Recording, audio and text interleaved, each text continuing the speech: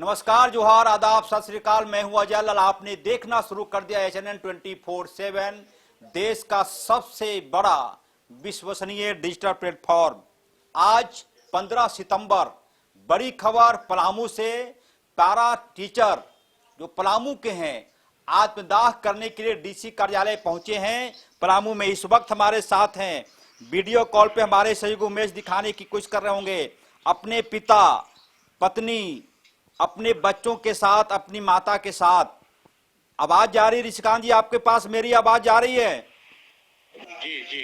क्या स्थिति अभी? क्या आत्मदाह करने की घोषणा की थी? हमने आपसे अनुरोध किया था कि ऐसा कोई काम आप ना करें जिससे कि आपको जान माल की हानि हो। आत्मदाह किसी समस्या का समाधान नहीं है। आप कहां पर हैं अभी, क्या कहना चाहेंगे?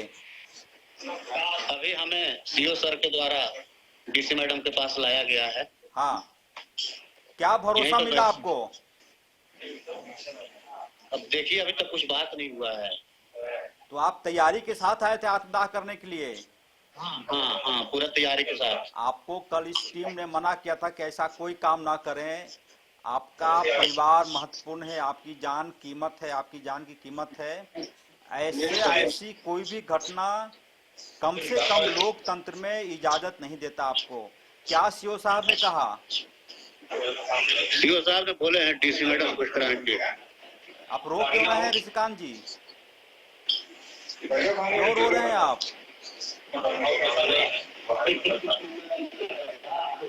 देखिए, एक आदमी किस कदर टूट जाता है कि शब्द नहीं निकल पाते मुंह से। दिल में कई बातें हैं कहने के लिए, लेकिन गला रूंधा हुआ है, आवाज नहीं निकल पाती, शब्द नहीं खोज पा रहे हैं। आपके साथ है HNN, कल भी हमने आपको दिखाया था। और आपके पड़ोसी का भी कल फोन आया था रात में 11 बजे। उन्होंने भी अपना पक्ष रखने की बात कही, मैं उनसे भी बात करूंगा। तो सर कैमरे को लाइट से ज्यादा कर लीजिए ऋषिकांत जी, कैमरे से थोड़ा सा देखेंगे। इनके पिता हैं। हाँ, आपके बगल में कौन बैठे हुए हैं? पत्नी है। अच्छा, थोड़ा दीजिए उनको फोन, क्या कहना चाह रही है वो?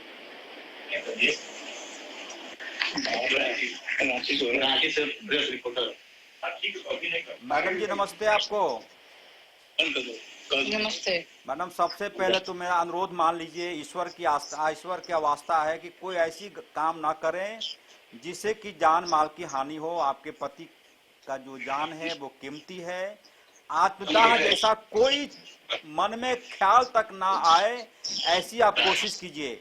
पलामू में DC हैं, वहाँ CO हैं, इंसाफ जरूर मिलेगा। क्या कहना चाहेंगे?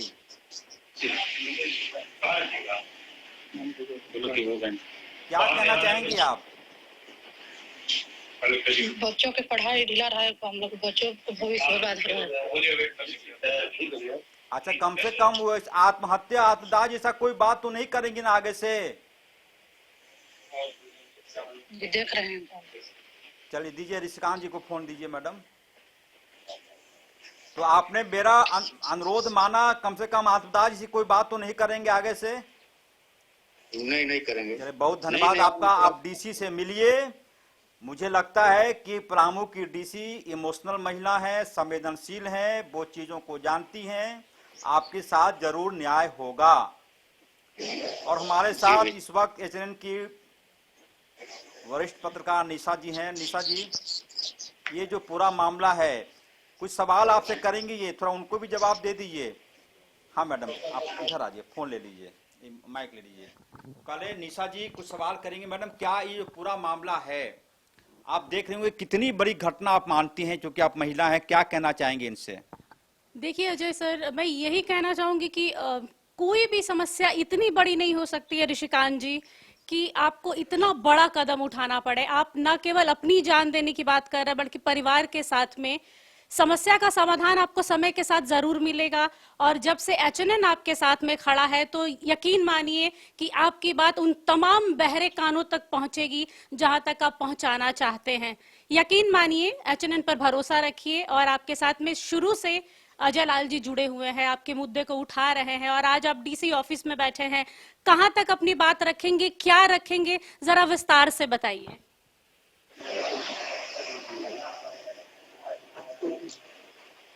क्या कहना चाहेंगे ऋषिकांत जी? क्या डीसी के सामने जब बैठेंगे तो पहला आपका क्या सवाल रहेगा? हमें न्याय चाहिए और मेरा कोई सवाल नहीं है।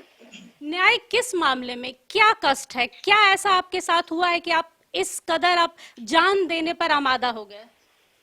हमारे बने हुए घर में 146 लगा करके पुलिस को रिसीवर नियुक्त किया गया है और उसे हटाने के लिए 2 साल पहले मजिस्ट्रेट नियुक्त करके वीडियो कैमरा में जांच भी कराया गया था, परंतु अभी तक 146 हटाया नहीं गया है। सिर्फ तारीख पर तारीख दिया जा रहा है, मानसिक प्रताड़ित किया जा रहा है।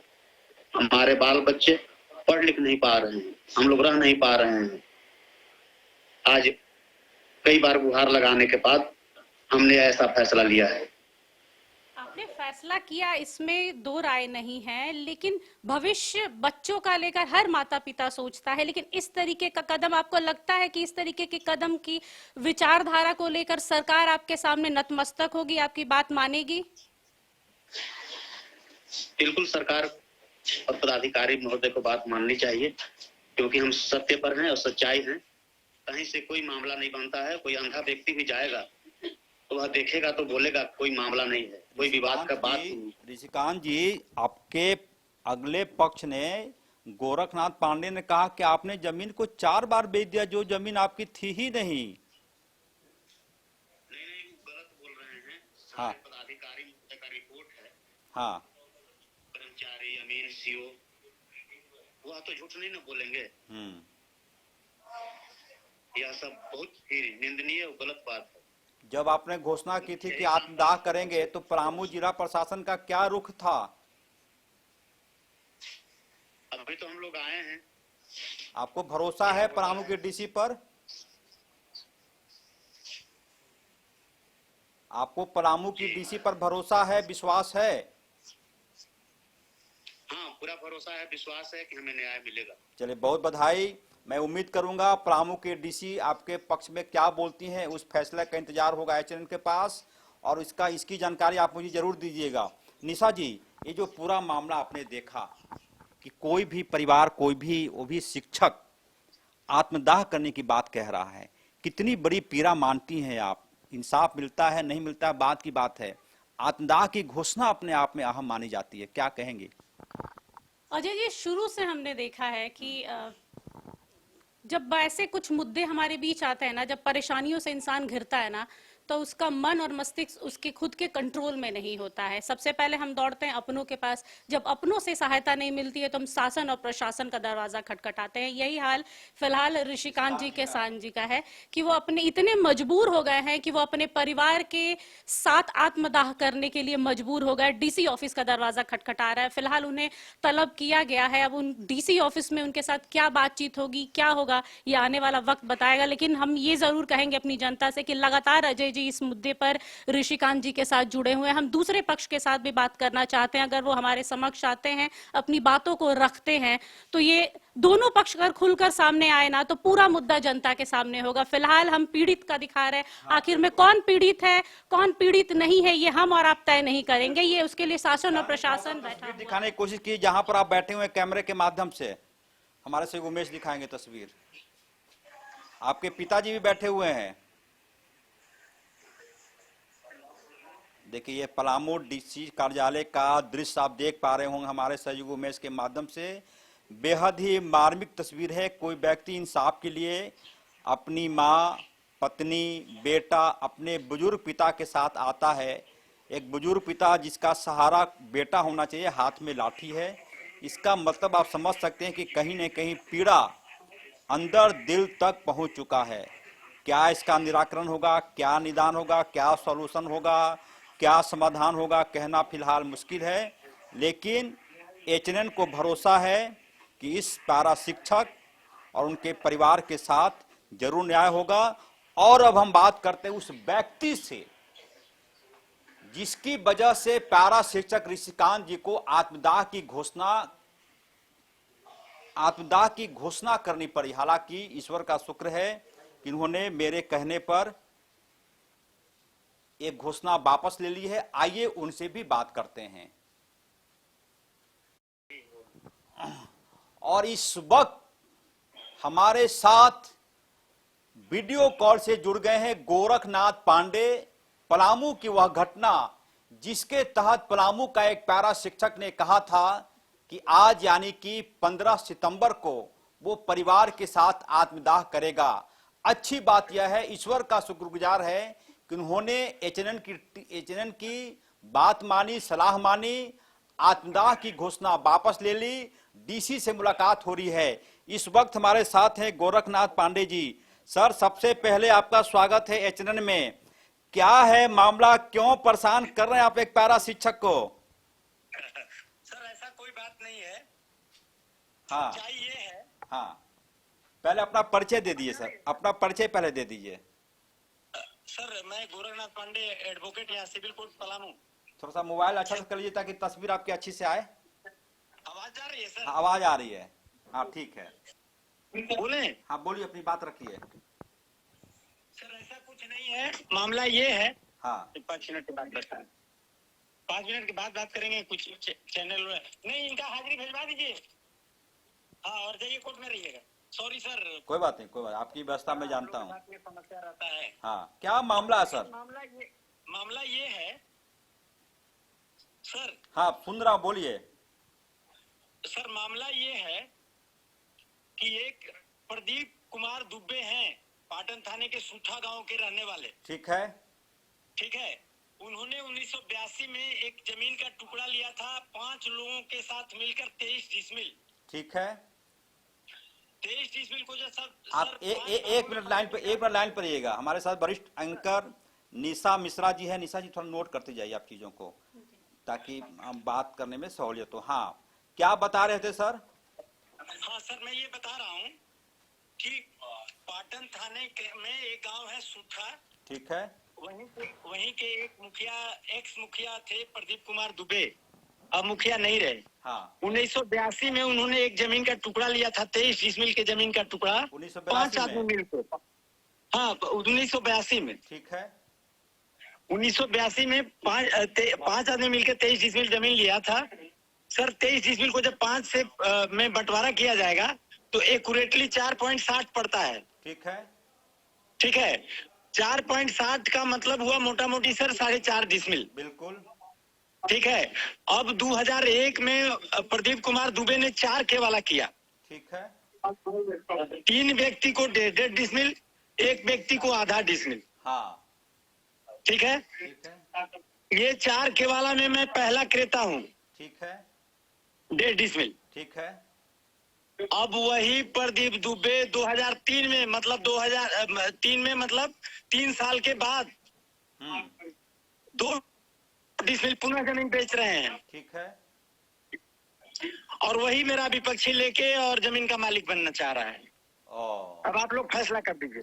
लेकिन मैं तो कहा था, हाँ, मैं कहा था जय बाबू, आप विपक्षी को और हमको जब बुलाइए कागज के साथ आ जा रहे हैं, आप फैसला कर दीजिए। 5 मिनट में आप कहिएगा जमीन छोड़ दीजिए, मैं जमीन छोड़ दूंगा। चलिए, आपका बड़प्पन। लेकिन अगर विपक्षी को कहना पड़ेगा तो वो छोड़ेगा कि नहीं, आप समझ लीजिएगा। वकील साहब, आपका बड़प्पन है। आप ऐसा बोल रहे हैं कि मेरे हस्तक्षेप पर मैं कहिए तो लिख के देता हूँ। आप तो रिकॉर्ड कर रहे हैं ना। बिल्कुल।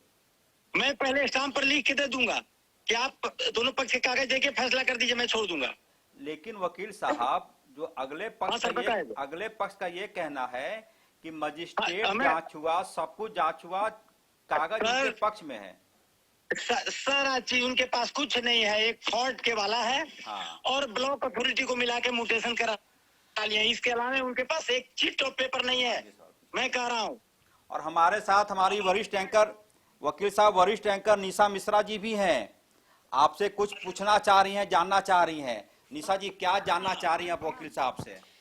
वकील साहब, यही जानना चाहूंगी कि ये जो पूरा मुद्दा है आप दोनों का, इस वक्त शायद झारखंड में सबसे ज्यादा गरमाया हुआ मुद्दा आप ही का है, क्योंकि एक शिक्षक, सोचिए कि किस रूप में ये प्रताड़ित हुए हैं या प्रताड़ना उन्होंने किया है, ये तो वक्त बताएगा। लेकिन इस आलम तक पहुंच गए हैं कि वो आदमी अपने परिवार के साथ आत्मदाह करने की बात कर रहा है। फिलहाल वो डीसी। सर, मेरी पूरी बात सुन लीजिए, मैं आपकी बात सुनूंगी, पूरा समय दिया जाएगा। एचएनएन कभी किसी के साथ गलत नहीं करेगा। अगर उनको मौका मिला है तो आपको भी मिलेगा। सवाल ये है कि सबसे पहले किसे अलॉट किया गया था वो जमीन? आप तो वकील हैं, दाव पेच आप अच्छे से जानते हैं सर, हम लोग भी उतना नहीं जानते होंगे जितना आप कानूनी तौर पर ये सब जानते हैं। तो किसे अलॉट किया गया था?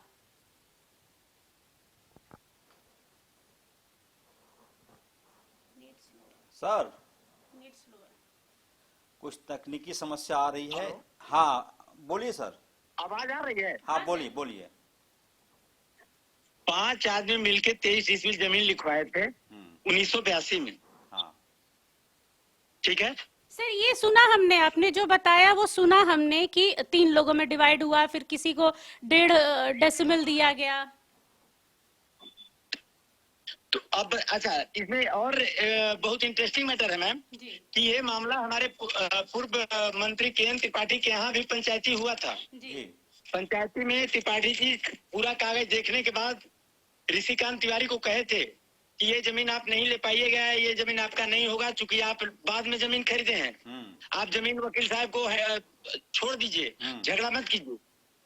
दिन भी रखा गया, शनिवार को बात हुआ था और संडे को करना था इनको। वो बात रखी संडे को गई थी, बहाना लगा के सर, वो बात रखी गई थी वहां पर। हाँ, वो पूरा डॉक्यूमेंट देखे और डॉक्यूमेंट देखने के बाद कहे कि ये जमीन आपका नहीं होगा ऋषि जी, अच्छा चूंकि आप जमीन बाद में लिए हैं। जिस जमीन को विक्रेता बेचा उस समय उसके पास जमीन नहीं था, ये जमीन आपकी नहीं हो पाएगी। अब वकील अभी हम साहब, थोड़ी देर में डीसी साहब से भी जाके मिलने वाले हैं, उनको अपनी बात बताएंगे। वकील हम साहब, तो कह रहे हैं सर कि आप हाँ। टाइम देके हम लोग को बुलाइए और हम वही जमीन इनको रजिस्ट्री करके वापस देखिए आ वकील जाएंगे। साहब ये आप दोनों का मामला है, हम तो आपके भी हैं उनके भी हैं। सर, इन तमाम चीजों को सर, पीछे सर, वो तो है। इन तमाम चीजों को पीछे इन एक तम व्यक्ति जो है तो पूरे महकमा को बदनाम कर रहा है। पहले ये पुलिस और म्युनिसिपैलिटी के स्टाफ को मिला के घर बनाए हाँ और अब उन्हीं लोग को गाली दे रहे हैं। अच्छा ये सब लोग वकील साहब के पक्ष से मिला हुआ है। चलिए वकील साहब, एक अंतिम सवाल आपसे हमारी एंकर पूछेंगे, उससे पहले हम पूछ लें कि ये तो चीजें हैं कि आप लोग आपस में पड़ोसी भी हैं, आपका दिल दुखता है इन चीजों से? सर दिल तो अगर कोई पड़ोसी कहे कि आप यहाँ से भाग जाइए तो मैं भाग जाऊं पड़ोसी के कथनानुसार?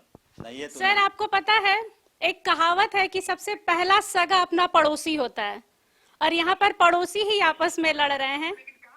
काश मैम यह लाइन विपक्षी को भी बताया जाए और इसका पालन कर लें। उनको भी बताया, उन्होंने कहा है कि आप बड़े भाई हैं उनके।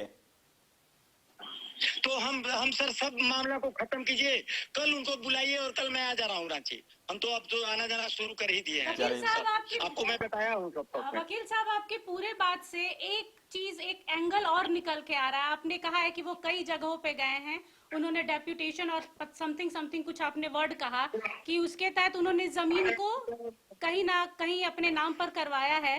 तो आपने प्रशासन पर भी कहीं ना कहीं सवाल उठा दिया है कि सरकारी जो महकमे हैं क्या वो कहीं ना कहीं वो मिले हुए उनके साथ में?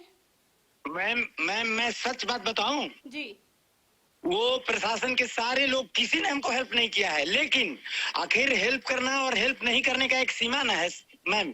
तो उनके पास जो डॉक्यूमेंट आए हैं जो वो दिखा रहे हैं कि वो ऑथेंटिक है, वो क्या फेक उनके है? पास कोई डॉक्यूमेंट नहीं है, मैं इसको चैलेंज कर रहा हूँ। अच्छा चलिए, अगर ये आप चाहिए अच्छी तो बात देख है लीजिए। कि आने वाले समय में अब डीसी ऑफिस में ही तय होगा कि आखिर में ये जमीन है किसकी।